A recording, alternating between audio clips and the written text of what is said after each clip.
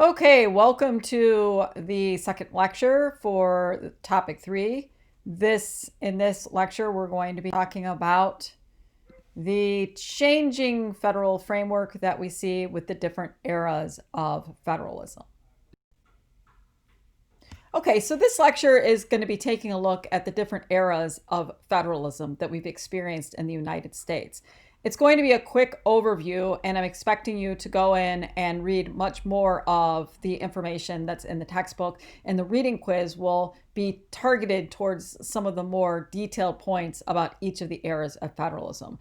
But this is just designed to give you a quick overview of the way in which the relationship between the national government and the states has changed over time. The first era is known as dual federalism, and it really has taken up most of our nation's history in terms of the relationship between the national and state government.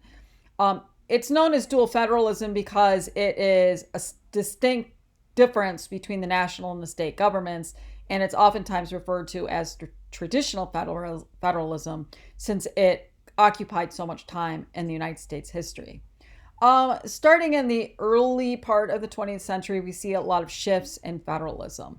The next era that we'll be talking about is cooperative federalism that is ushered in by, among other things, the Great Depression. And then in the last 50 or 60 years, we've seen two new formations of federalism. One is known as regulated federalism. It's also sometimes referred to as coercive federalism. It is an era where the national government was really trying to consolidate a lot of its power and had sort of a top-down approach to the states.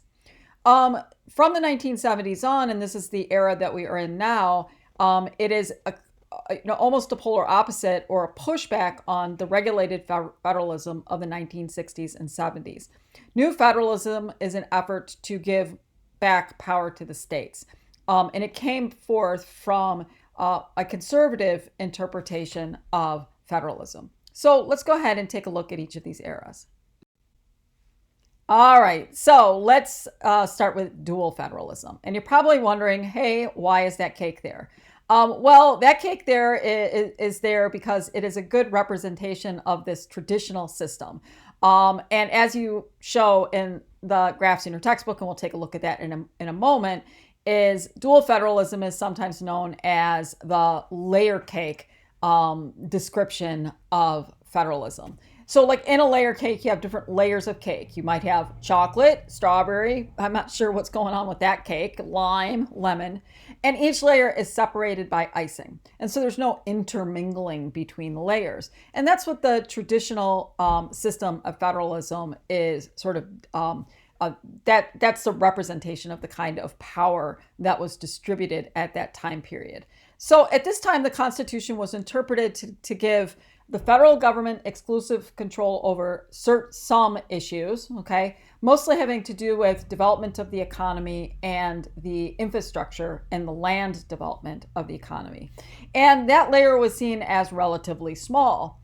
And the larger layer was the control that the states had over things. It's really that regulatory police power that we talked about in the last slide. And so I know that picture has 3 layers, but in the dual federalism, it's really just 2 layers, the national layer and the state layer, with the state layer being bigger. And so that is really the way that the Constitution was interpreted from early on. However, we do see over time some shifts in the way that the Supreme Court interpreted the federal relationship. And they interpreted it in such a way, and you'll read more about this in your textbook, so that they started giving the national power more control over the states, extending the power sphere of the national government to kind of move into the states. And so you'll be reading about McCulloch versus Maryland, which is the case that has to do with expanding national power to allow the national government to create national banks. You'll be reading about Givens v. Ogden, which is basically gives more control over commerce to the national government and diminishes commerce power to the states. And there are other cases that you'll be reading about as well. So with the shifting change of the way the Supreme Court interpreted the federal relationship, we see, even within the era of dual federalism, the national government's power expanding. We see an end to the era of dual federalism start in the 1930s, and it's marked with in the 1937 as the true beginning of the cooperative federalism era due to some decisions that the Supreme Court made, expanding the commerce power of the national government into the states themselves. But what really brings about this shift, well, there are many things that bring about the shift to cooperative federalism. Probably the biggest thing is the Great Depression. And so it's great to have separate layers. The national government does this and the state government does this when the economy is working real well. But when the economy starts falling apart, as it did during the Great Depression, there were very urgent needs that needed to be addressed within our country. Unemployment rate was incredibly high. The banking system and other, Wall Street, those kinds of commerce trades were, really, the value of the dollar really decimated by the Great Depression. And so that it was, it was incumbent upon the national government to step up in helping out states to address these great needs that they had within their states, having to do with the economic welfare of their citizens. And so the Great Depression brings to Franklin Delano Roosevelt's New Deal legislation. And this is the kind of legislation, these are federal programs that are designed to deal with poverty and unemployment, and they are designed to deal with addressing and reducing these problems through giving grants to the states, okay? And so that through the money, so the national government had the plan, then they gave the money to the states, and the states worked to help implement these plans, thus kind of blurring the lines between the national and state governments. We also see that there is a shift in the way that the Supreme Court interprets the Commerce Clause. Remember, the Commerce Clause is the power that's granted to the national government to control commerce or economic activity between the states. And prior to 1937, the Supreme Court said, and they did expand the national government's ability to control commerce between the states.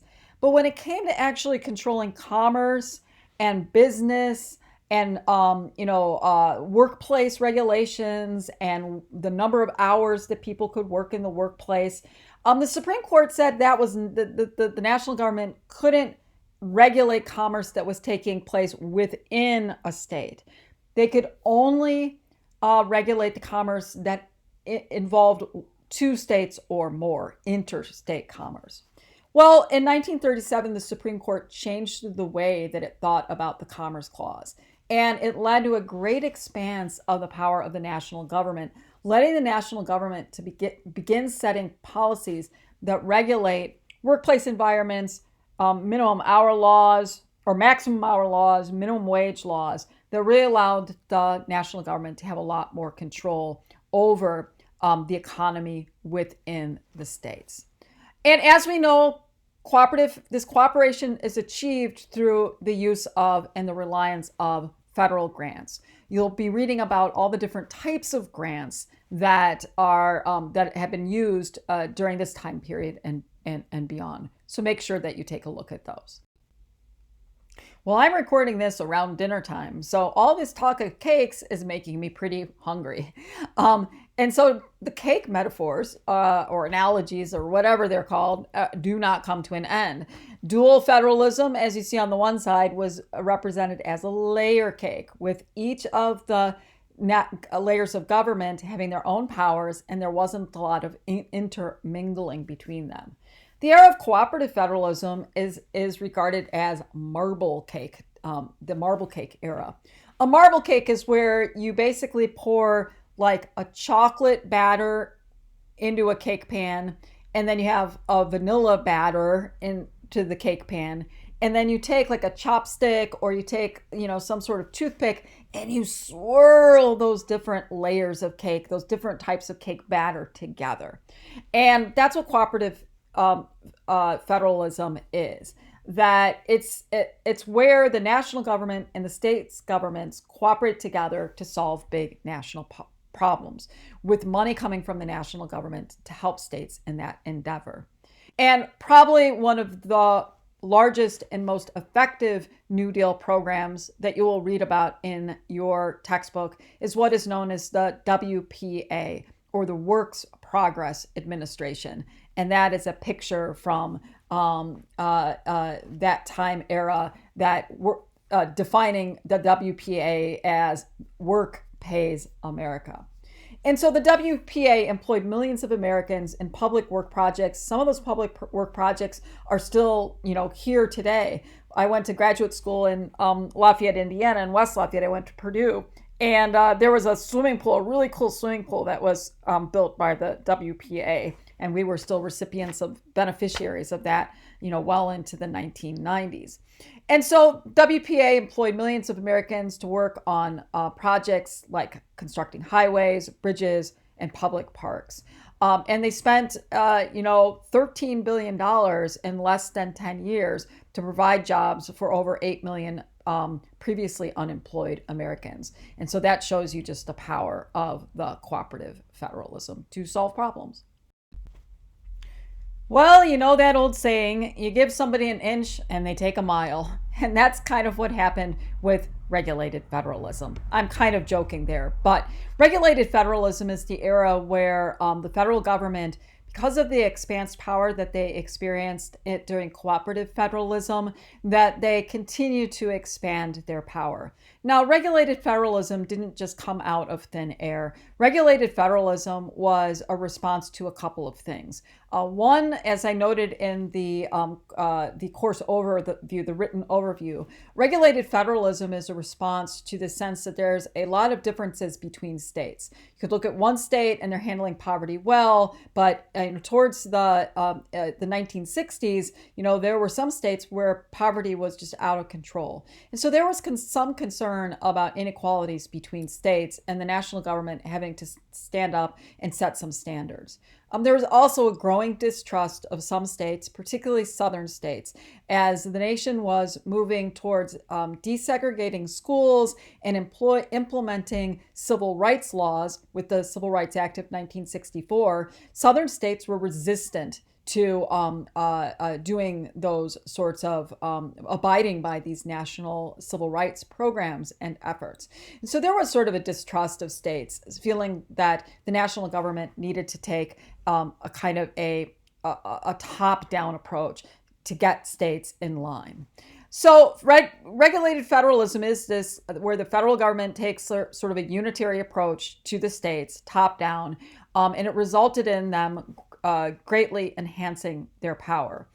You'll read about in the textbook a series of federal regulations that were passed at this time period that are representative of this national standards movement. In the 1970s, in particular, we have the Occupational Safety Health Act of 1970, otherwise known as, OSHA, where we're setting these workplace safety laws throughout the nation that states needed to comply with. There was the Clean Air Act of 1970 that put regulations on clean air and then later on clean water. And then the Highway Energy Conservation Act that set speed limits lower in order to deal with a growing fuel crisis, or that was going on, not having enough fuel for cars, and so having to reduce gas mileage in order to conserve gasoline. So these are just some examples of federal regulations that took place at that time. You'll also read about the examples of preemption Preemption is the principle that allows national governments to override state and local actions in certain policy areas, particularly if they are in contradiction with national standards. And that some of these federal regulations placed mandates on states to make changes to comply with the federal law. And so that when you have a law that says that all workplaces must meet these certain standards, or that all factories must meet certain standards regarding emissions, those mandates were not always coupled with money from the federal government, as it was coupled with federal dollars during the era of cooperative federalism. And so states were pretty pissed off because they had all these mandates placed upon them, but they didn't get the funding that they needed. And that is what's known as unfunded mandates. And it's the top-down approach from the federal government, coupled with the feeling that states can't comply with them without having to spend their own state budget money, that led to the demise of regulated federalism. So what did bring regulated federalism to its knees? Well, as I mentioned, there was a backlash to the federal preemptions and the unfunded mandates, just really this sense that the government has really overstepped its bounds in terms of its role within federalism. And that led to a call for what is known as devolution. In other words, a devolving of power from the national government and giving that power back to the states. And so there was a call to transfer responsibility from the federal government to back to the state and local governments. In a way, regulated federalism, ushers in an era that brings us closer to kind of back to a more traditional understanding of federalism. The rejection of regulated federalism and the ushering on of the next era, which is new federalism. It's the era that we're in today. It had been really came into popularity with conservatives. In particular, President Nixon, who was a Republican, was a real supporter of devolution to the states, having shared revenue, so that when federal dollars were raised, that would be shared equally with the states. Also doing a lot of block grants, giving money to states so that they can address particular problems.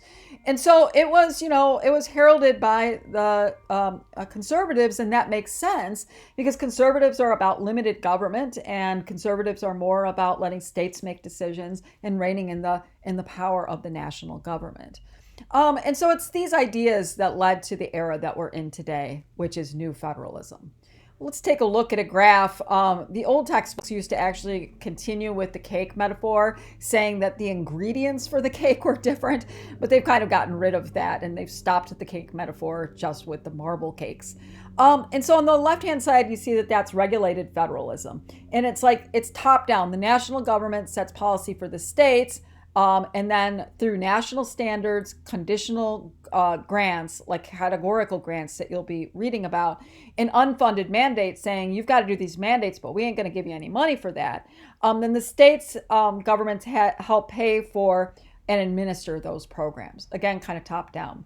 New federalism turns that on its head. On the top, the national government provides the funding through block grants, through revenue sharing, and through the general devolution of power to the states, so that states can be sort of more like laboratories of democracy, where they can try to say, hey, I'm going to try out this policy. National governments give me some money. Let's see if this policy works, and then maybe we'll use it for a broader national policy.